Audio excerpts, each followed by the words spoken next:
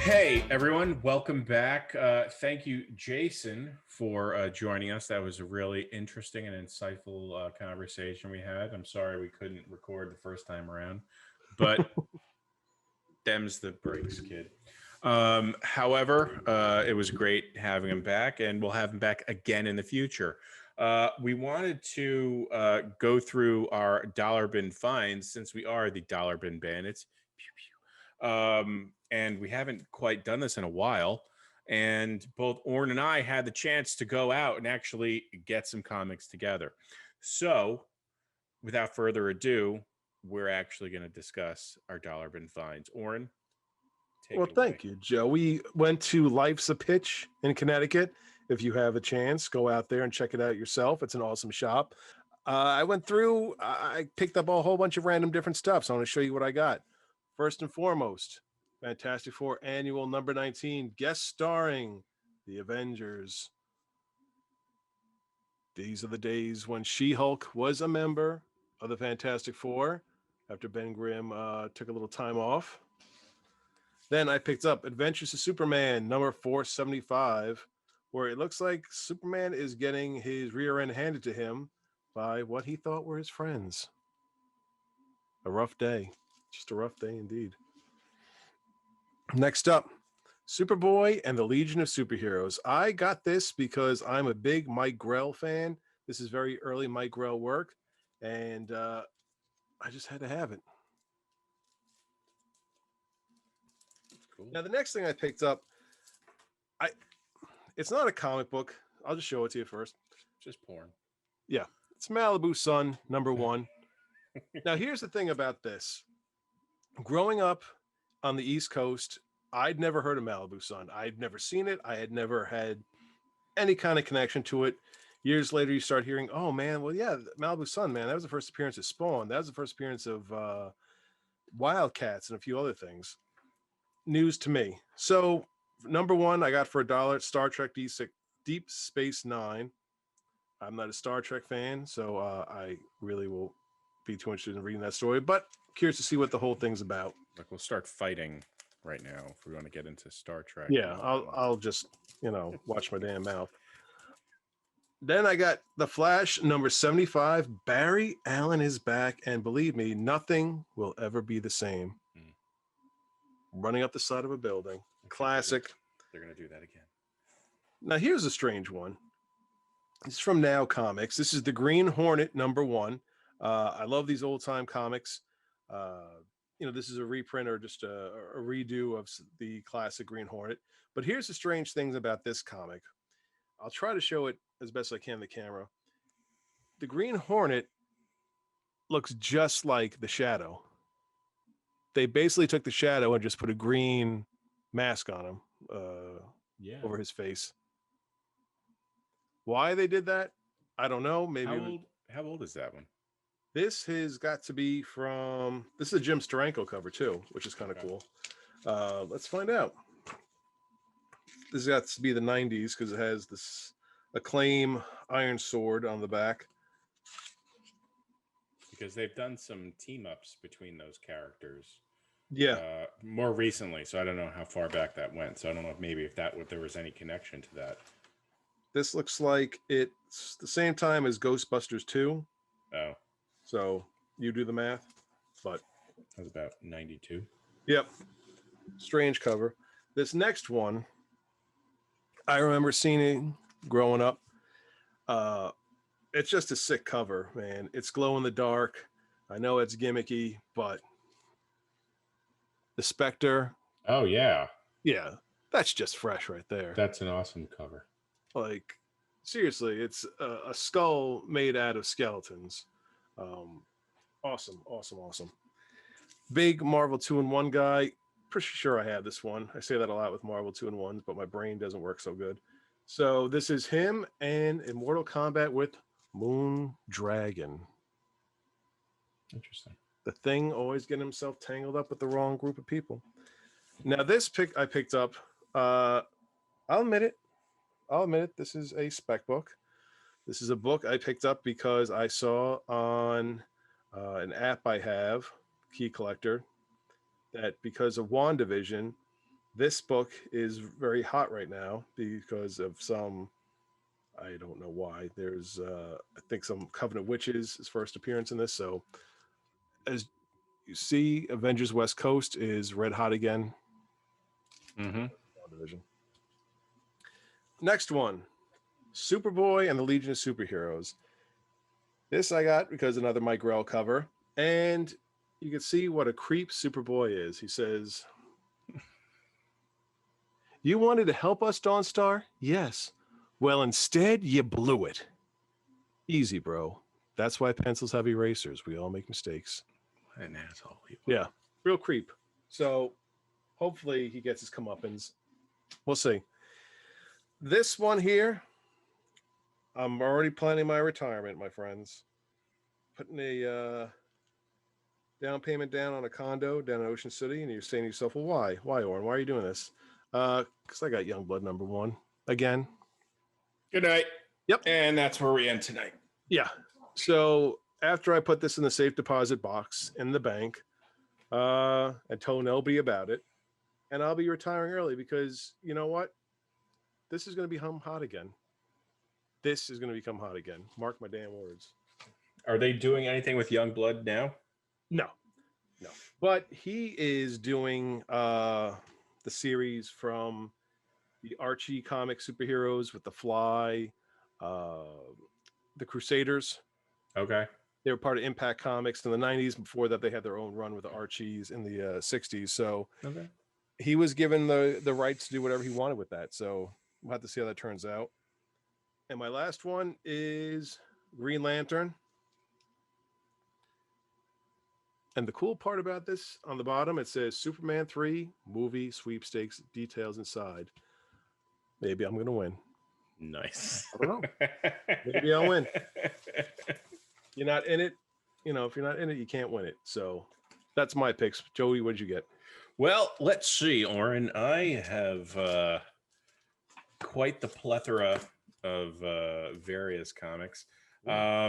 So in my quest for dollar bin finds, I am trying to go back and collect trying to get a complete set of something, meaning either Superman, which will never happen, but possibly Green Lantern, because there's a fair amount of Green Lanterns out there.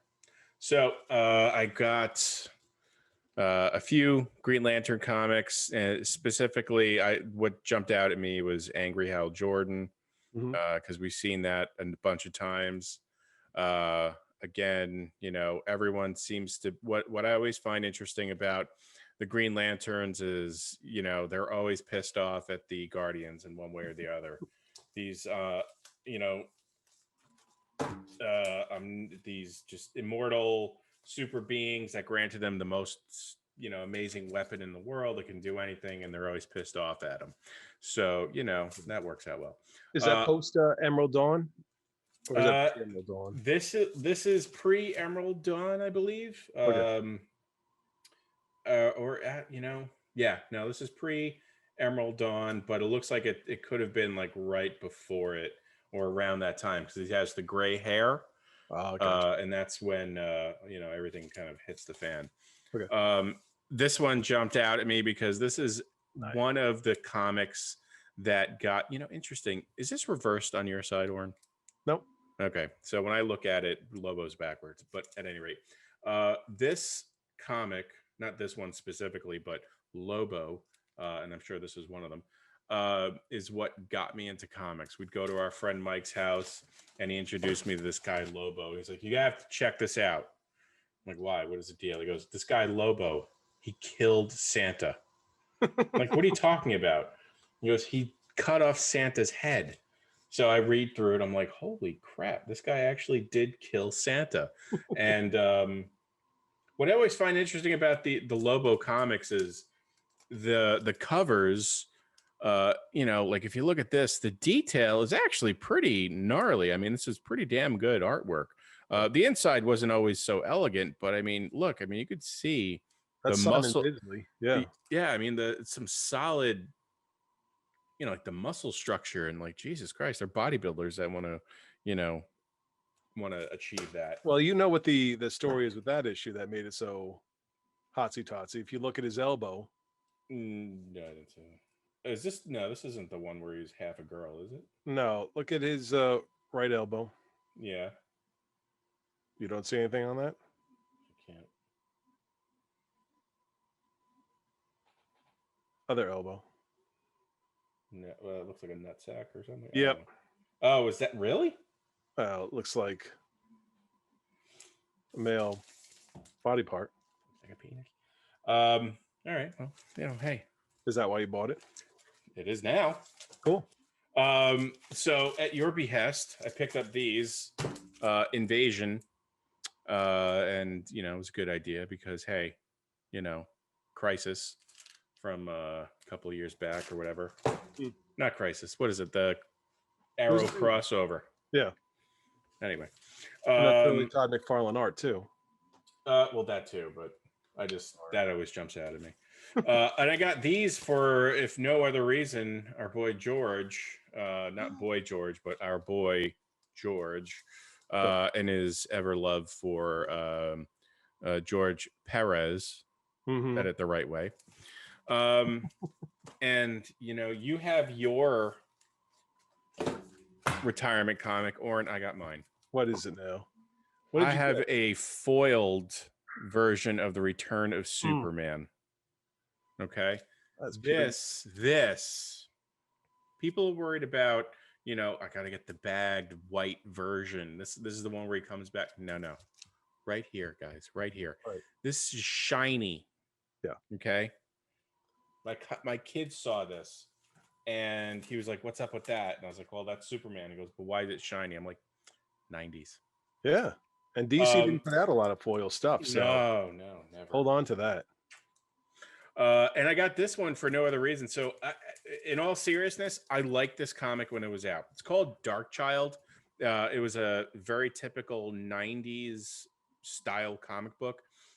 So when I started collecting comics, it was like 92-ish, perhaps a little bit later. I was like, I really want to, I got to start collecting something that's number one. So hopefully it'll become something. And this is one of the series. And what attracted me about it, now this isn't like an actual in continuity, it's like a side story or something like that. Mm-hmm. But I always thought the artwork was amazing. And, as a kid at the time, I'm like, wow, look, the curves on this girl. Like, a human being doesn't look like that. So that's what attracted to me initially. And then I started reading it and I was like, oh, it's pretty good.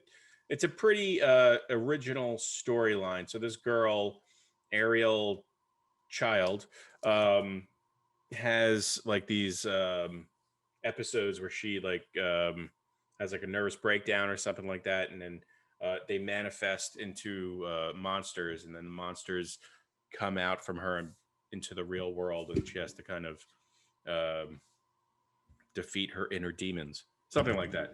But it was had some pretty good artwork and stuff like that, and it didn't go on too long, but I think from what I read, it had a pretty tight-knit following.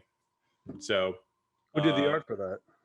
So it was the artist is the same as the creator for the original first run. His name was Randy Queen. Okay. And I think later on other people did the artwork, but for the first, I don't know, maybe like 10 or 12 issues or so, he did the artwork, and it's really good. It's kind of reminiscent of I don't know, like Todd McFarlane. Mm-hmm. It has a very sharp, clean style to it. So I kind of liked it. So that's what I got this time around. I got others, but don't want to show my full hand. No, we need to make other episodes. No, well, I think we did pretty darn well. I think we did good. And, I didn't get into too much trouble with my wife this time. So, there's a good chance I'll go back.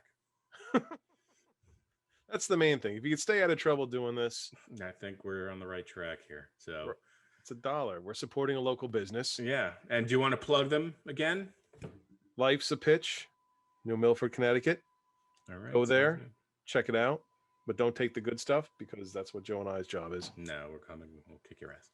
Oh my gosh. Not really. No. Anyway, Thank you, everyone, for this supplemental version episode of Dollar Bin Bandits. This is what our show is supposed to be about. So, in addition to interviewing amazing comic book folk, artists, writers, what have you, this is what we do. So, we'll hope to bring you more of this. And thank you, everyone, for joining us. Orrin, thank you for opening me up to Life's a Pitch, even though I don't give a rat's ass about baseball cards. They had some good stuff. That hurt. See, this is what this part of the episode is about: shooting from the hip. Yeah, really, no holds barred, going after things I hold dear. No. Yep. This is when the alcohol kicks in. That's good stuff right there. Yep. And if you guys got any stuff, please post. Let us know. We want to see what you guys got as well. Thanks, everyone. Yeah.